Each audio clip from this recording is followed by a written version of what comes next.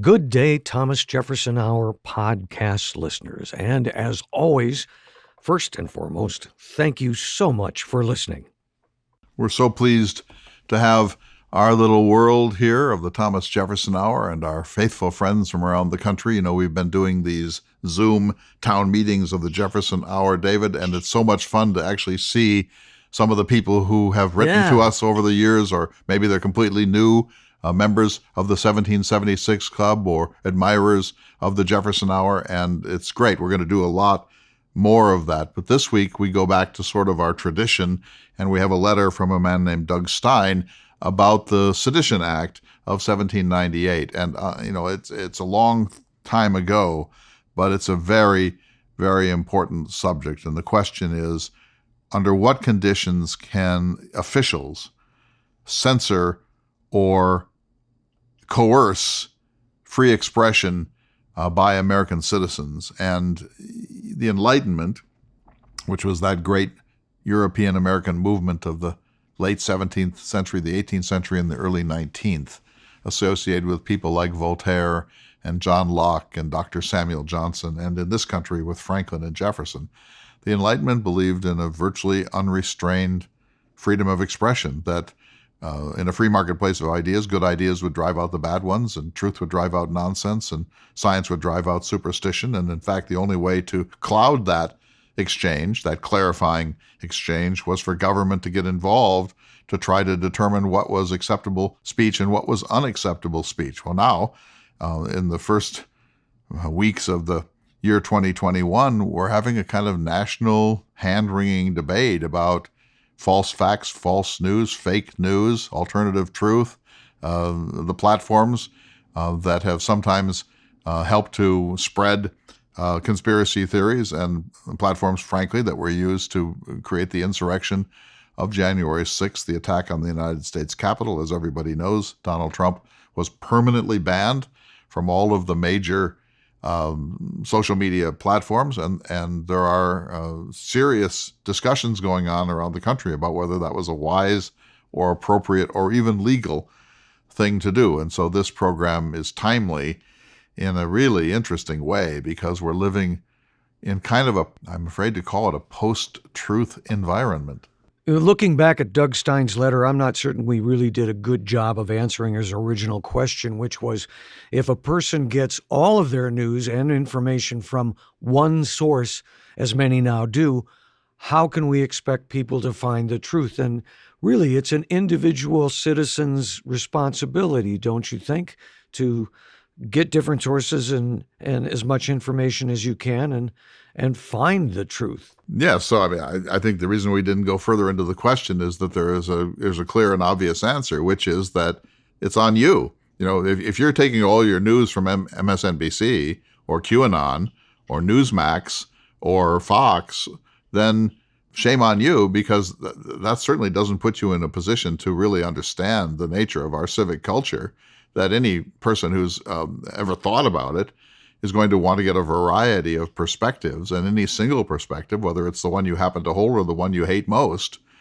is entirely inadequate as a way of examining our public life, or even our private and social lives. And so people that are siloed with Fox or siloed with MSNBC, that's on them, and you can't force them to have a wider lens. That's a choice they have made, but it produces a very poor citizen. I think we can agree in the end that all parties, even Mr. Adams, came to the realization that the Sedition Act was not a good thing. You can't legislate truth. Well, I don't know that Adams really came around. I think he realized that what he had done he didn't generate the Alien, Sedition, and Naturalization Acts. They came from the High Federalists, and Adams was never a High Federalist, and he was much more deeply rooted in constitutional norms than some of the more partisan people of his party, of the Federalists, led by Colonel Hamilton and others. And so Adams is, in a certain sense, is a victim of the Alien and Sedition laws, because they didn't come out of his brain. He signed them.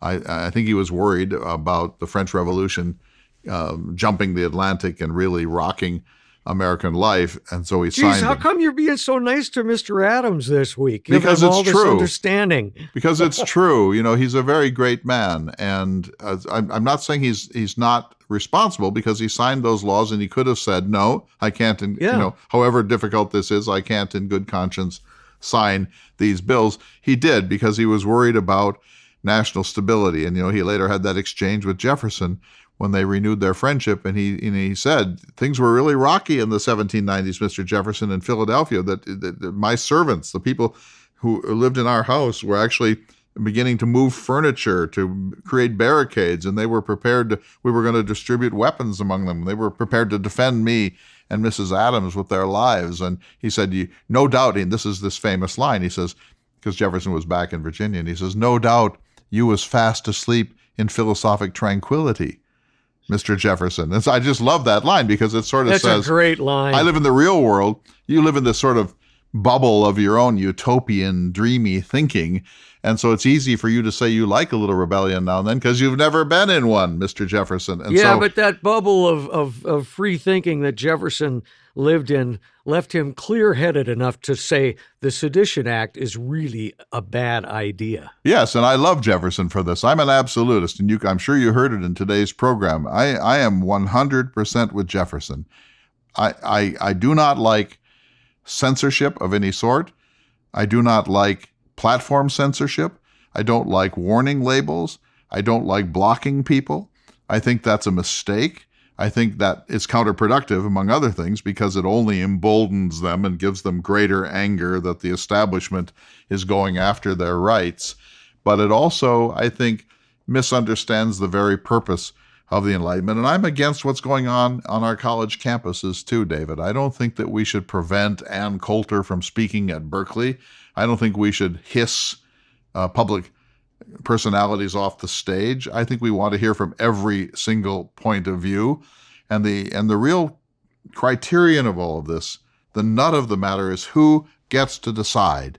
I want that person, if that person even exists, to have a rich, nuanced, generous view of human discourse, and to have patience, and to believe that most discourse is probably going to be acceptable. But whenever you set up a custodian to decide what is acceptable and what isn't, that is a damage to the foundational principle of the Enlightenment. And I feel very strong about some things, but I feel most strong and passionate about this. And I think we're making some real mistakes here. I think that censorship, even corporate censorship, is a terrible idea. I think we need to be robust. That's my term. We need to be a robust, free society. And that means that some people are going to get their feelings hurt from time to time, and they're going to get their sensibilities ruffled, and they're going to be offended by things. And I'm with Voltaire, who is said to have said, "Madam, I disagree with what you say, but I shall defend to the death your right to say it." That's the standard. And we've weakened. We're becoming hypercritical and hypersensitive in ways that I think will damage American democracy. A program note, next week we're going to have Professor Ellis back, and I have a prepared stack of emails for the two of you to respond to. And I want to ask him what he thinks of John Adams signing the Alien, Sedition, and Naturalization laws, and what case he would make for Adams' reasons for doing so. That could end up being an entire program, and I have all these emails for you. We'll talk. All right, but let me just say that the courses are coming up, and these online courses are just such fun. And one that I've been dreaming of for a very long time is coming up in April, and that is Hamlet.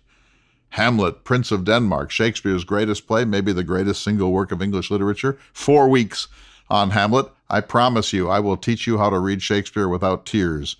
And then, after that, a course on Great Plains literature, O.E. Rolvog, Giants in the Earth, Willa Cather, O Pioneers, and My Antonia, North Dakota diarist Anne-Marie Lowe's Dust Bowl Diaries. This is going to be how to understand the Great Plains through its literature, including Kent Haroff, somebody I met who wrote a magnificent Great Plains novel called Plain Song. So all that coming. Go to jeffersonhour.com. Thanks so much for listening, everybody. Let's go to the show. Good day, citizens, and welcome to the Thomas Jefferson Hour, your weekly conversation with President Thomas Jefferson. Mr. Jefferson is portrayed by the award-winning humanities scholar and author Clay Jenkinson. I'm your host, David Swenson, and I'm so pleased to speak with you again, Mr. Jefferson. Good day to you, sir. Good day to you, my dear citizen.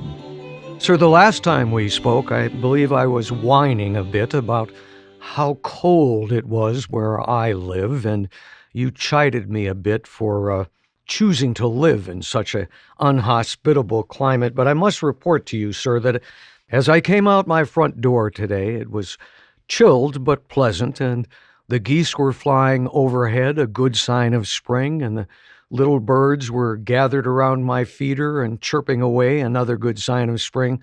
I'm certain where you are, sir, it's much farther along towards spring. That's certainly true. I live in the mountains, so it's not quite as warm a climate as one would find down in Tidewater at Jamestown or Williamsburg or Norfolk. But even so, we begin to plant in my garden early in the spring, sometimes as early as late January or February, and we get a series of crops, and we can expect the growing season to last well into the autumn. So that's an advantage that we certainly have, and I would say, just as a matter of real conviction, that the climate at Albemarle County at Monticello is an ideal climate. We get about 45 inches of rain per annum, which is plenty for all that we wish to grow.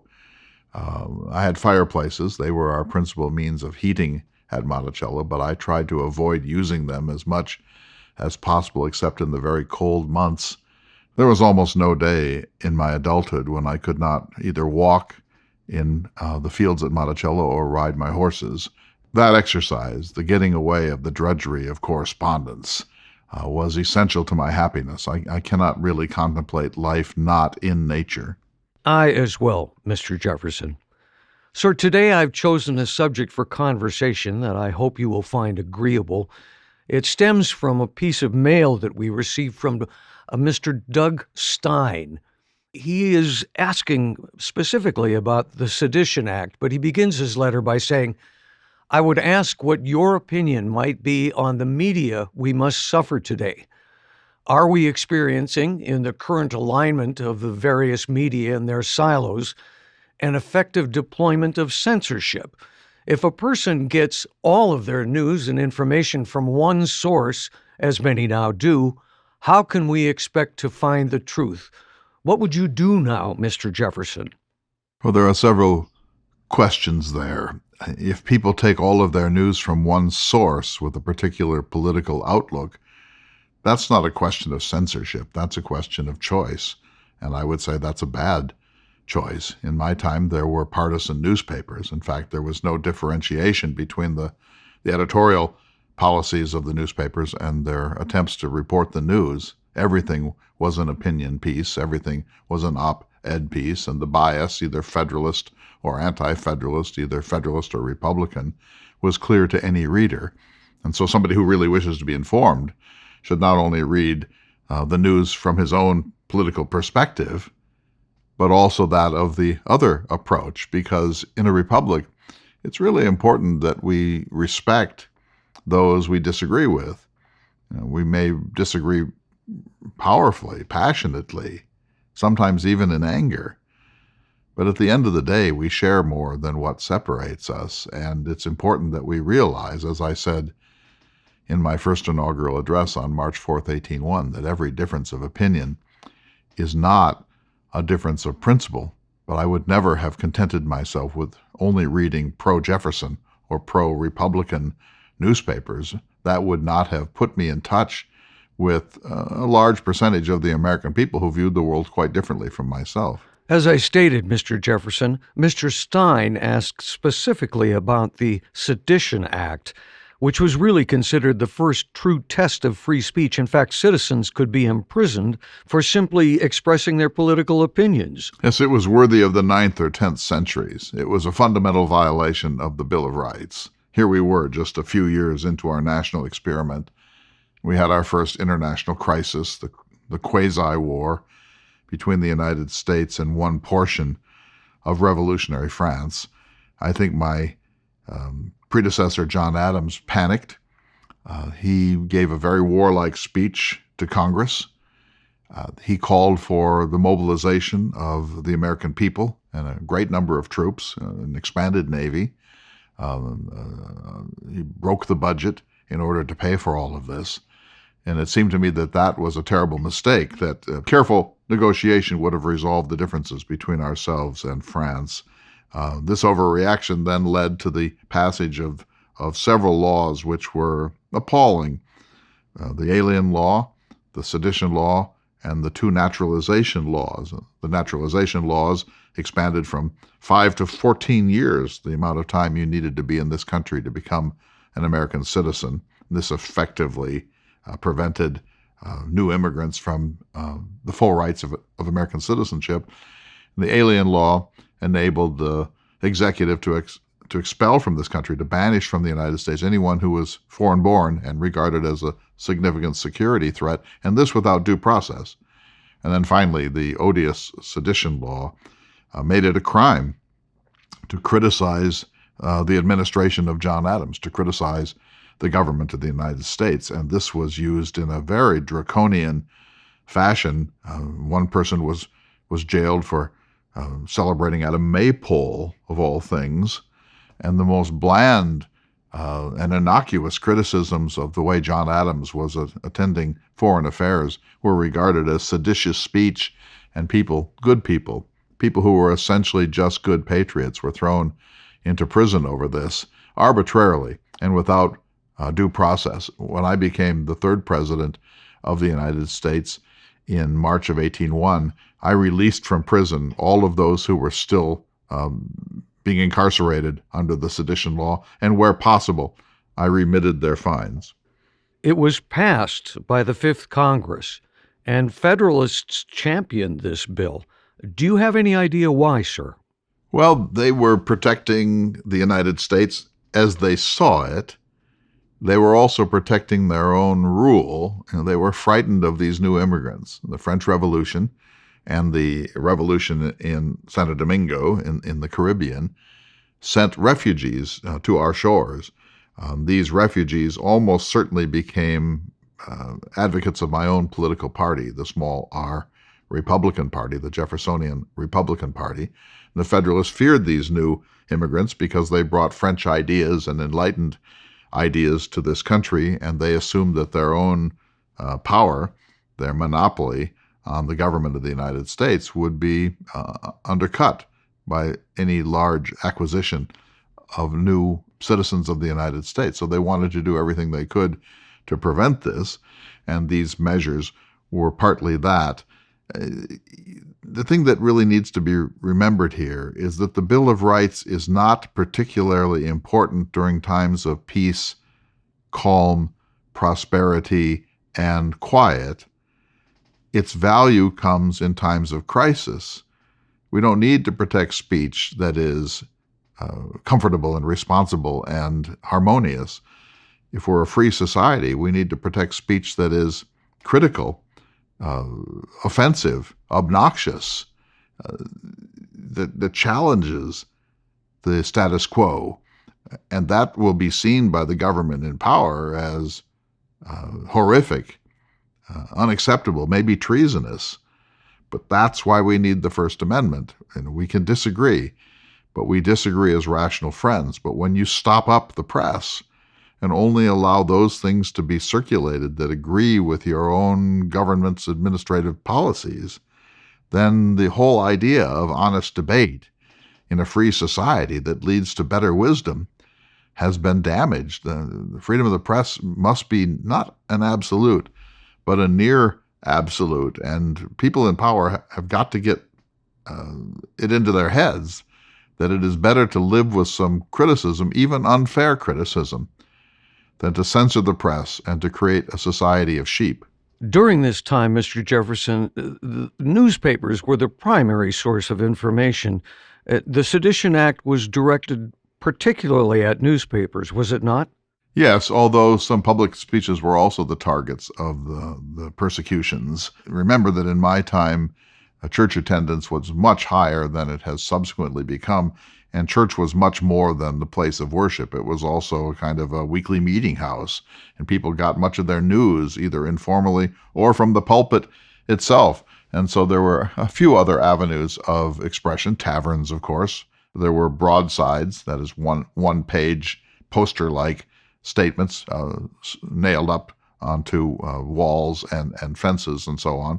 And then there were such newspapers as we had. We had a very weak newspaper infrastructure in my time, although it was changing. And in fact, one reason why I won the presidency in the year 1800 was because we realized that the cost of setting up a press had come down considerably. Up till then, most of the presses in the United States were controlled by the Federalists because they were the merchant class, the people with money, the establishment, you might say. And we realized that we could work around them. They weren't going to publish our opinion pieces or newspaper articles favorable to my political point of view. So instead of trying to work through the hostility of these Federalist editors, we simply created a whole series of new presses and newspapers around the country. The Federalists cried foul. They felt that this was a sort of underhanded trick by incendiaries who suddenly had gotten a hold of the means of publication. But of course, it was a perfectly legitimate thing for people of my political outlook to do, and we caught them off guard. We caught them sleeping, and this helped to persuade. The great majority of the people were naturally small R Republicans. They were mostly farmers. They were mostly people of very modest means. They were offended by the high tone of people like Hamilton or even John Adams. They wanted a much more democratic society than the Federalists could stomach. And so I would say that the great majority of the American people were essentially of my political views, but there had been a monopoly by this very determined and, may I say, exceptionally brilliant minority, Hamilton, John Adams, George Washington, etc. And so these new presses were able to subvert the monopoly of the Federalists on the means of dissemination of news and opinion. Mr. Jefferson, we need to take a short break from the conversation, but we'll return in just a moment. You're listening to the Thomas Jefferson Hour. Welcome back to the Thomas Jefferson Hour, your weekly conversation with President Thomas Jefferson. This week we're speaking with Mr. Jefferson about the Sedition Act. And Mr. Jefferson, we have to give the opposition the benefit of the doubt, don't you think, sir? No, I think that the Bill of Rights was clear. The people insisted upon it as their price, their reason to ratify the Constitution, which they didn't particularly like very much. It was too centralized and too powerful. It's like bringing in a wolf to patrol the hen house. And so the people were concerned that too much power had been granted to this new central government, and they insisted that there be a Bill of Rights added. Mr. Madison was reluctant, skeptical, frankly. He said that a Bill of Rights is a parchment guarantee. In other words, it's easy to say, but it's harder to enforce. And he proved to be right, because here was this period of the Quasi War, and the Federalist-dominated Congress passed the Alien, Sedition, and Naturalization laws, which, by the way, were all signed into law by my predecessor, John Adams, and they were fundamentally in violation of the very basis of a Bill of Rights. And so I think that some of these people who did this were honest patriots who were frightened by the French Revolution and frightened by the revolution in the Caribbean and concerned about slave rebellions in the United States and disgusted by the very notion of democracy, that people of limited means, people who had never been heard from before, people who maybe were tinkers or farmers or coopers or sailors could be regarded as actual citizens of the American Republic. And so they were simply wrong. And to use this method to try to maintain power and to gag their critics and jail them too, if necessary. I think that's an appalling thing that they did, and it led me to go away and write the Kentucky resolutions, and my friend Madison, in turn, wrote the Virginia resolutions, and I said in the Kentucky resolutions that when the national government exceeds its constitutional authority in this way and tramples upon really sacred principles as ensconced in the Bill of Rights, then the only remedy at that point, if the president signs the bill and the courts don't stop the administration, then the only remedy is for the states to resist. And the states can resist by refusing to enforce those extra constitutional codes within their own boundaries to effectively nullify extra constitutional federal legislation. And if the worst moment came, if it came to extremes, the states would have to contemplate secession, that is, leaving the constitutional system and forming a better republic amongst people who really did believe in the rights of man and the Bill of Rights. Well, I hear your arguments. Secession seems a bit extreme, but I think it only fair to try to understand the opposition. There was a gentleman, perhaps you knew him, John Allen of Connecticut. Yes, go ahead. Mr. Allen shared his opinion, saying, quote, "Liberty of the press and of opinion is calculated to destroy all confidence between man and man. It leads to the dissolution of every bond of union." That's silly. We're free.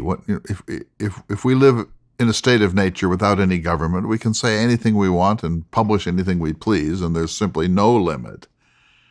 When you form a society, when you enter into a social compact, you agree to certain norms of civility and giving others the benefit of the doubt and listening carefully and cherishing opposition and dissent.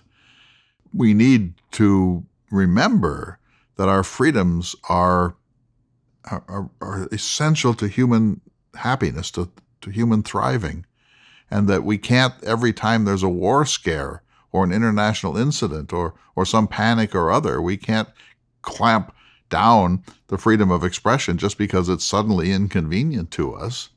Order is overrated. I, like everyone else, love order, but I like a little rebellion now and then too. And a people that cherishes their freedoms have a spirit of a certain volatility. They will speak out when they think things are not being done in a way that is in the interests of a free society. And I think this is a clear case, the Quasi War and these three laws, is a clear case of the panic that certain people feel when they see the yeasty stuff of actual democracy rearing its head. And they really want a quiet society in which the people mind their own business and keep their heads down and leave government to people like Hamilton or Rufus King or John Adams. I don't want to live in that society. Freedom means that people have the right to choose their form of government, and when their government begins to fail to address their needs and to listen to their points of view, they have a right to respond. And I hope they will respond at the polls and elect others in the place of those they have lost interest in. But I also feel that the people have a right to remonstrate, that is, to petition, to march in the streets, to publish broadsides, to publish strong opinions in the press. And if the Adams administration deserves criticism, then the people should have the right to offer that criticism. And if the people are wrong in their criticism, then government should be able to set them right with better information and patience. But if government is wrong, it should listen to the people and rethink some of its policies. So, no, I do understand that the people who did this are not necessarily bad people, but they panicked. And you cannot panic about human freedom. You have to stay the course. And it will, of course, be sometimes volatile. It will be a little less orderly and efficient. But order and efficiency are the stuff of despotism and tyranny or monarchy or aristocracy, not the stuff of human freedom and democracy.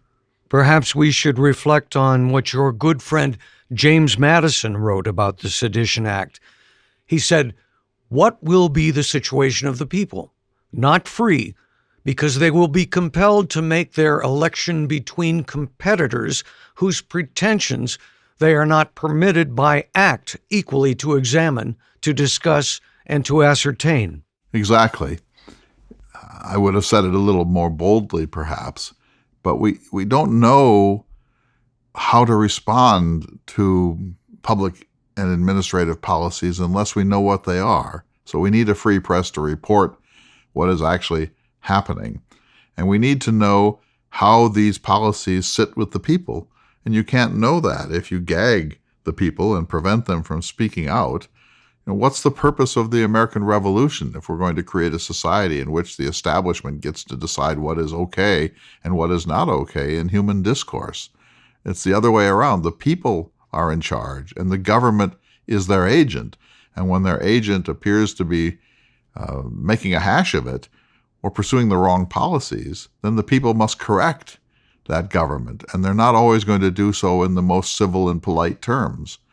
I feel it's very important that dissent be central to the American experiment. And the minute you lose dissent, cherishing views that are not your own, you begin to move towards a tyrannical system. And believe me, as president, I suffered from the freedom of the press.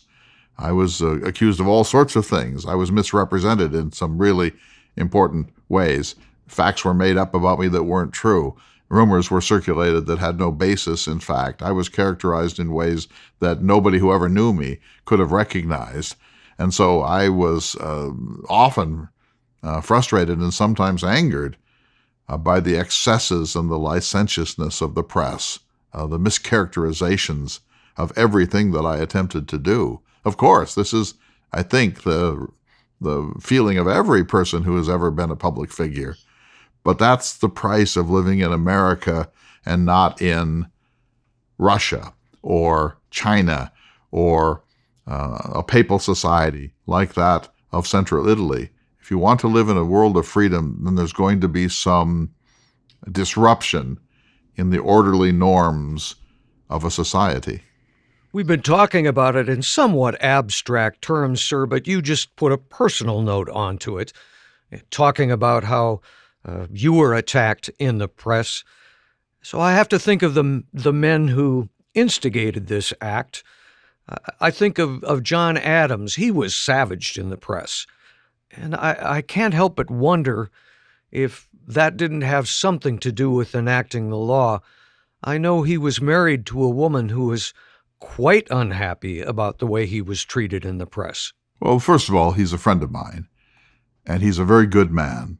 He's a brilliant man. He's one of the most important figures in American history. He was more important in the Revolution by far than I ever was. As a member of the Continental Congress, he was indefatigable in pushing for American independence. He gave his best energies in his early life to creating the conditions of American freedom. And he then went on to write much of what became the Massachusetts Constitution.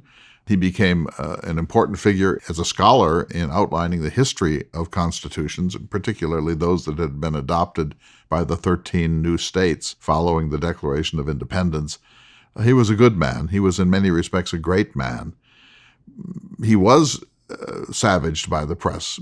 He deserved some of it, frankly. If you're carrying a ceremonial sword around and you've never been in war and you're tripping on that thing, people are going to make fun of you. If you demand titles of nobility for our national officers, people are going to call you His Rotundity.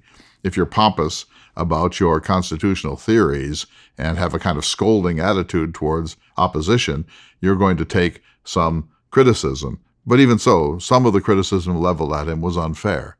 But I think that when this crisis came in 1798, the Quasi War, the French Revolution was mistreating us. There had been the XYZ affair. They were engaged in an undeclared naval war against our free shipping, our free trade across the Atlantic and in the Mediterranean and in the Caribbean. They were oppressing us. And we had to do something to demonstrate our resolve and to assert our national independence and sovereignty. And so this was what's known historically as the Quasi War. Eventually, John Adams handled it very well. He sent a second peace mission to France, which was able to resolve the problem. And he later said that the greatest act of his entire life was sending that second unprecedented peace mission to Paris when all of his cabinet and most of the Federalists thought that we should go to war with France instead. And in fact, it probably cost him re-election in the election of 1800.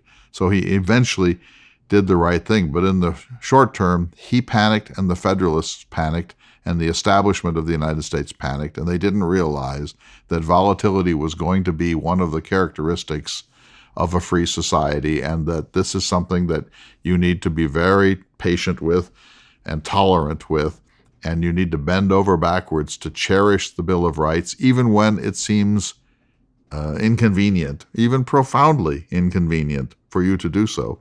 So I think that he got some of what he deserved. And frankly, I didn't write any of these anti-Adams op-ed pieces myself, but I did encourage James Madison and others to do it because I felt that he and the Federalists, so early in our history, were damaging, possibly destroying the very basis of our system, which is a maximum of human freedom to individual Americans and a minimum of government coercion.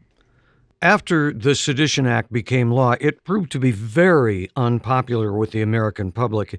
In fact, it's said that it had something to do with your election to the presidency. It was very unpopular, and of course we made the most of it. The opposition to the Federalists and the opposition to the Adams administration emphasized how much it violated the principles of the Bill of Rights, and it did probably help to carry me into the presidency in the autumn of 1800. And I think it was a terrible mistake. It wasn't just a mistake of policy; it was a fundamental mistake of the American idea, of the idea of an American republic. And so this was comeuppance to those who had overreacted. And this happens, of course. Governments do get thin-skinned. They do become self-protective. They do regard all opposition as treasonous or seditious or irresponsible. And so this can happen to anybody. It happened to me to a certain extent in my second term during the embargo crisis when I tried to avoid a war with France or Britain, and in doing so had to enforce the embargo laws in ways that many Americans found appalling and oppressive. And I became thin-skinned about that. Fortunately, it didn't lead to anything like the alien and sedition laws. But, this was a test.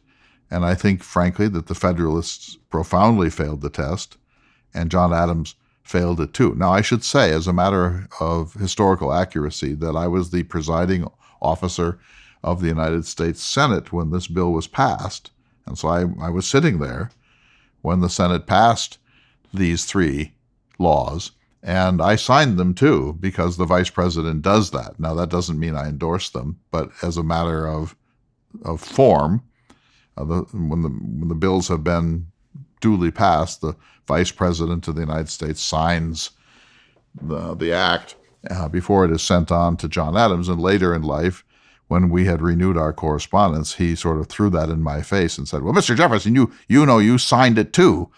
Well, that was, of course, a really unfair charge by Adams, because I only signed it as a notary would sign something, not as anyone who endorsed its principles. One of the first people prosecuted under this new sedition law was Matthew Lyon, a congressman from Vermont, quite a colorful character. I'm certain you recall him, Mr. Jefferson. Yes, he published some things that in your time would be regarded as exceptionally mild-mannered and civil, but they were taken as deeply offensive to the Adams administration, and so he was jailed and fined under the provisions of the sedition law. But what's interesting is that the people of Vermont returned him back to Congress. They reelected him from prison. He couldn't campaign, but he made it clear in prison that he would like to be reelected, and the people of Vermont did just that. They elected him to another term, thus expressing their contempt for the sedition law. Some quite interesting things about Mr. Adams. I'll leave those to others to quote, but sir, what's the worst of them? What's the worst thing that he said about John Adams that should mean that he would be jailed and fined? Well, he said he had an unbounded thirst for ridiculous pomp. And that, you think, is a jailable offense? Certainly not. It'd be very difficult to prove that in court, don't you think? Well, I mean, even if it were true or untrue, it doesn't matter. We're free. If I want to say that John Adams suffers from a ridiculous pomposity and a love of ceremony and pomp, that can hardly be said to be sedition or treason. I mean, sedition means when you say, I'm calling on all patriotic Americans to attack the United States Capitol, to take the president into prison, to torture him if necessary, to force him to change his policies. I'm for burning down the Capitol of the United States. I'm for closing all of our ports and tarring and feathering every person who is a member of the Adams administration. That would be sedition. Sedition requires action. But to say that the president has a deep love of pomp and ceremony can hardly by any rational standard be regarded as sedition. And that's an exemplum of all of the prosecutions under the sedition law. If you took all of them and transcribed the things that were uttered either in speeches or in the press and put them in a transcript and issued them in your time and said, are these actionable statements or acts? People would laugh out loud at the overreaction of the Adams administration to honest criticism, sometimes admittedly sarcastic, of his policies himself and his administration. Well, we can agree that Matthew Lyon was a colorful character, but it's interesting. It seems as if he had something to do with you finally being elected president. Under provisions of the United States Constitution, when there's a tie in the Electoral College, the House of Representatives decides. And so what happened was that another member of the delegation withdrew his opposition, and that allowed Matthew Lyon to go ahead and place his state's vote for me. And in doing so, then that helped to put me over the top to be duly certified as the third president of the United States. Thank you so much, Mr. Jefferson. It's been an enlightening and interesting conversation. Eternal vigilance, sir, is the price of human liberty. We'll be back in just a moment. You're listening to the Thomas Jefferson Hour. Welcome back to the Thomas Jefferson Hour. I'm Clay Jenkinson. I have doffed my wig and tights. My buckled shoes are put back in the cabinet, and I'm now talking as a humanities scholar to my friend, Mr. David Swenson, the semi-permanent guest host of the Thomas Jefferson Hour. So Doug Stein asked a question that took the entire program today, and that is the Sedition Law of 1798 and Jefferson's, I think, really strong response that said that a free society must cherish freedom of expression, including dissent and even including irresponsible speech. David, that's just so important, and I think we forget it. But Jefferson is not only a radical in this regard, but he also is one of the greatest voices in human history, along with a few others like John Milton, in believing that in a free marketplace of ideas, that good ideas will eventually drive out bad ones, and that whenever government gets involved in shaping discourse or deciding what is acceptable and what is unacceptable, that this has a terrible disruptive effect on the search for truth. I think, frankly, that great Enlightenment principle, which is one of the most fundamental principles of the entire Enlightenment, is now under attack for lots of different reasons. And I'm really frightened of this because I believe that this is really the foundation, as Jefferson also believed, of everything else that we love. He sent a link to an article from the Washington Post that I read, found very interesting, written by a Caitlin Marie Carter, who is an assistant professor of history at the University of Notre Dame. She starts it out by saying what the 1798 Sedition Act got right and what it means today. It forced a conversation about the dangers of misinformation, one we need to have again today, and asked the question, what danger does widespread misinformation pose to democracy? Conspiracy-addled insurrectionists who recently stormed the Capitol gave us the short answer, a big one. I've been very concerned about what's happening in our social media. I know that I've disappointed some people and angered others, but I don't believe that it was a good idea to cancel and block former President Trump's Twitter account. I didn't even like the labeling of some of his and other people's tweets as not substantiated by the facts, etc. These platforms, Instagram and Twitter and Facebook and so on, are effectively semi-public forums. They're privately owned, of course, and private corporations can refuse service to anyone, as you often see when you walk into a coffee shop or a restaurant. But they've become effectively public too. Think of the number of people who take their news from Facebook or take their discourse from online sources. And so just as we have federal regulation of the airwaves, that the FCC monitors the public airwaves because it realizes that although NBC is a private corporation, the airwaves in a sense belong to the people. I think too effectively that these platforms have a kind of a public aspect that makes it very, very dangerous for those corporations to start to determine what is truth and what is nonsense, what they will publish and what they won't publish, what they will flag in one way or another, and what they will simply allow to slip through their eyes. I don't trust the people doing this. Why should we? We don't know enough about them. They're certainly not dedicated to the utmost exchange, freedom in ideas. They almost always have a politics. We don't know those politics. I think it's a very dangerous thing now where we're headed. And I would like to see a reinvigoration of the Enlightenment principle, even when it's hard to stomach. And believe me, some of the things that we're talking about have not only been hard to stomach, but they possibly have incited civil insurrection. In the article, she quotes Representative John Rutledge Jr. of South Carolina from 1801 saying, "In a Republican government where public opinion rules everything, it is all important that truth should be the basis of public information." And she says his words sound kind of like a premonition. Now we have the internet, all this information, the optimism that came with it for the goodness of the public. And in 1801, it was the expansion of newspapers that they felt would enhance the spread of the Enlightenment. Indeed. And in fact, I invite all of our listeners to go to governing.com. I write almost once a week for Governing, and I have an article that you can find easily on Gutenberg and the digital revolution. And the argument that I make, David, is that we're living in this time now, thanks to these platforms, where everybody can publish. Previously, if you wanted to publish a letter to the editor, you had to send it to the editor, and the editor might refuse to publish it or might call you and say, we have to tone it down, we have to take out the ad hominem, that's too extreme, we've checked this fact, it's simply not so, or you must shorten it before I will even consider publishing it.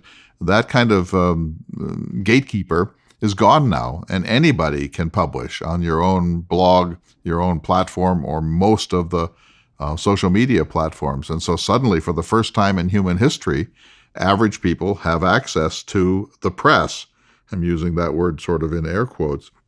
And they are using their new freedom to express themselves. And it turns out they have a lot to get off their chests.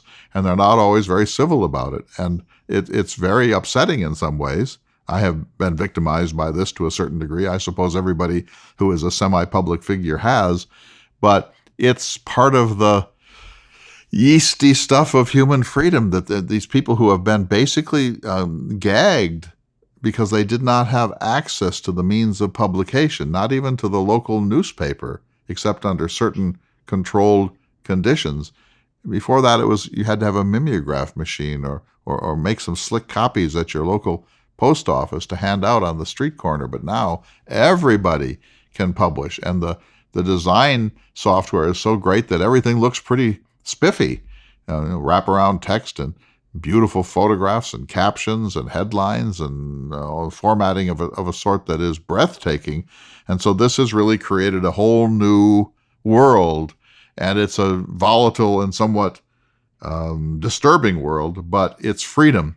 And I think we need to be patient, and we need to get through this kind of honeymoon period where everybody is just so eager to express their mind, and that it'll calm down and it'll reach a new maturity. But in the short term, you got to hang on tight, buckle your seatbelt, because this is a whole new world that's emerging. In her article, she talks about how the law was strategically deployed against critical editors, politicians, but that partisan weaponization shouldn't cloud the fact that the Sedition Act was also advanced as a response to a perceived crisis of misinformation. There's an argument to be made there. She says supporters of the Sedition Act were right that misinformation could take hold of public opinion and that this posed a genuine threat. Yes, but who gets to decide, David? Well, that's part of the article as well. You can't have one single arbiter of this, but it's pretty obvious in our time that misinformation can lead to dire consequences. Yes, that's the price of freedom.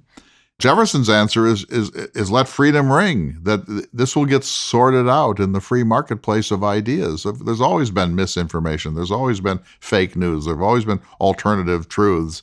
From time immemorial, there have been rumors and innuendo and mischaracterizations and deliberate character assassinations and statements of false facts and statements of pure fiction.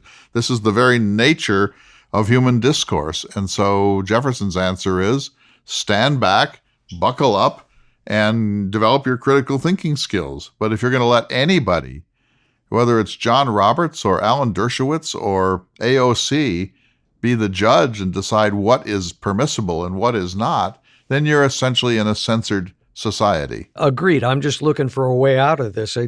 We can't have a Sedition Act. And at the same time, we can't have misinformation spread to the degree that it leads to things like the insurrection. Well, you just put your finger on it. It's okay until it precipitates crimes. In other words, you can say all you want that we need to take back our government and this is going to take strength and weakness is going to be exploited by our enemies and that the newspapers are the enemies of the people and you're going to have to march on the Capitol of the United States. All of that is perfectly permissible until somebody takes a rock and throws it through the window. And now it's gone from speech to act.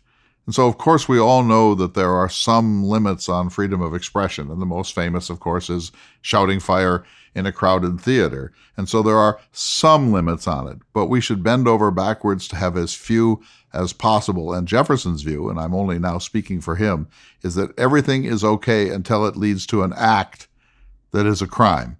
Up till then, it's expression and freedom. The moment that pitchfork goes through the door of the United States Senate, now someone has committed a crime and you stop it.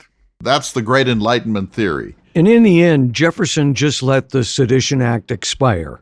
They had sunset legislation, so they were going to expire anyway, and so he just let them expire. But then he proactively released people who had been jailed under the sedition law, and he remitted, in many cases, their fines.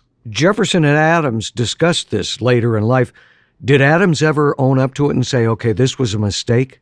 No. He said, you signed it too, Mr. Jefferson. You were the vice president of the United States. You signed it too. Look, you asked a question of Jefferson, which I think I need to go back to for just a moment, David. You said, is there a case to be made for the people who did this? And the answer is, of course, yes.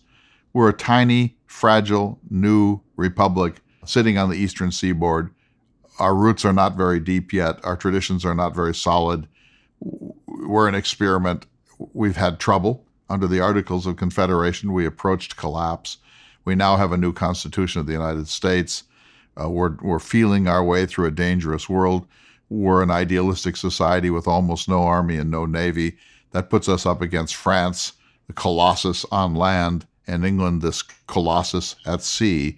And so we're this, teeny little, frail, newborn society, an experimental constitutional republic in a very, very, very dangerous world. And so when the Quasi War happened, the feeling by people like John Adams was that the French Revolution was going to jump the Atlantic and it was going to rock American society. And maybe we were going to have a reign of terror, and maybe we were going to have a guillotine, and maybe we were going to have mobs pulling people out of carriages and literally tearing them limb from limb. And so there was concern, like, how far does the French Revolution go? And does it wind up significantly, maybe even profoundly damaging American life? And so these people were trying to put a lid on it, to clamp it down before it went much farther. And so that was what they were doing. But Jefferson's answer to that is, yes, of course I understand it, but you panicked.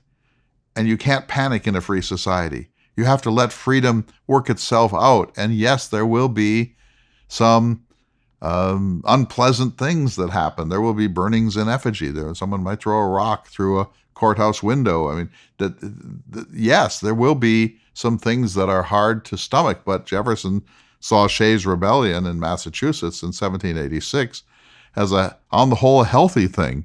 And people like John Adams thought, are you nuts? How can it be healthy for a bunch of farmers to shut down auctions and to close courts and to rough up some sheriffs? That's not healthy. That's anarchy. But for some reason, Jefferson seemed to think that this was a sign of the basic health and goodness of the American experiment. It's hard for us to get our brains around it because we're so much more likely to side with order, especially now after we saw what happened between November and January 6th. But Jefferson is, he's a tough pill to swallow on the question of human freedom. We have to thank Doug Stein again for sending in this question and the link to the article, which we'll try to get posted on our website at jeffersonhour.com. Lastly, I kind of touched the subject with President Jefferson about Abigail Adams and her influence on John Adams. She was really upset at some of the things that were printed about her husband. Yes, she was, and rightly so. I mean, look, whatever else is true, there's a ridiculous side to John Adams. There's not a ridiculous side to Thomas Jefferson. There's not a ridiculous side to George Washington. There's not a ridiculous side to James Madison. But there is, in fact, a comic side to John Adams. He did some kind of silly things, and his temperament, his irascibility, his earthiness, the ceremonial swords, the titles of nobility, and so on, they ripened him. And so people really let him have it. And so, of course, a spouse is going to be upset. And, John Adams eventually forgave Jefferson for his role in all of this.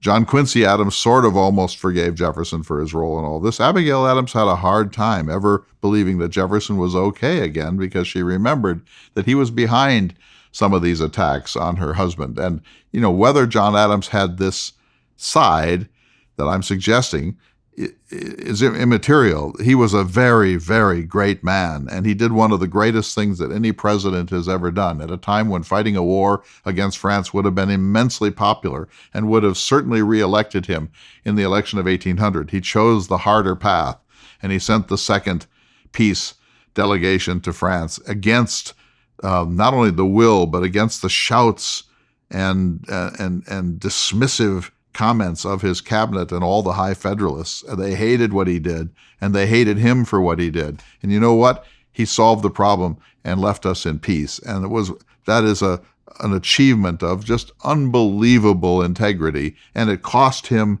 re-election. Now think of the people in the United States Senate, or the people in our politics who won't even do tiny things if it might cost them re-election. And here was John Adams, who desperately wanted to be one of the greats, who committed himself to doing the right thing to the extent that he knew, almost certainly, that it would make him a one-term president. And that was a sign of just unbelievable character and integrity. And so it's a mistake for us to go too far in ridiculing the great John Adams. And his wife was rightly aware that he was one of the great men of history and that this was not the way he really should be remembered. And she also knew that many of the attacks on him were baseless, were completely fabricated, deliberate misrepresentations of who he was and what he stood for. And so, of course, that's going to be hard. Adams himself realized, in a sense, it comes with the territory, but his wife Abigail said, no,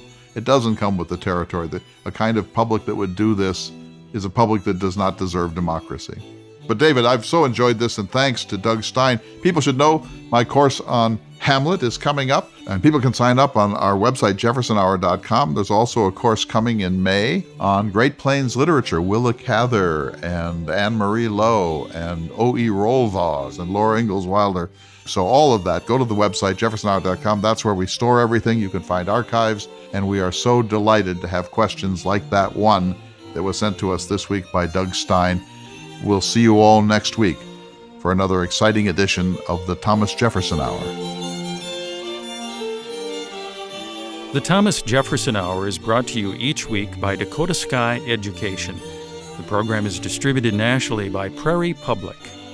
President Thomas Jefferson lived from 1743 to 1826, and this program presents his views. President Jefferson is portrayed by the award-winning humanities scholar and author Clay S. Jenkinson. To obtain a copy of this or any show for a $12 donation, please call 701-575-0727. This program is also available online at jeffersonhour.com and on Apple Podcasts. If you'd like to correspond with President Jefferson or submit a question for him to answer on the program, please visit the website at jeffersonhour.com. The Thomas Jefferson Hour is produced at Makoche Recording Studios in Bismarck, North Dakota. Bach Cello Suite No. 3 in C Major by Stephen Swinford. Thank you for listening. Please tune in again next week for another thought-provoking, historically accurate program, Through the Eyes of Thomas Jefferson.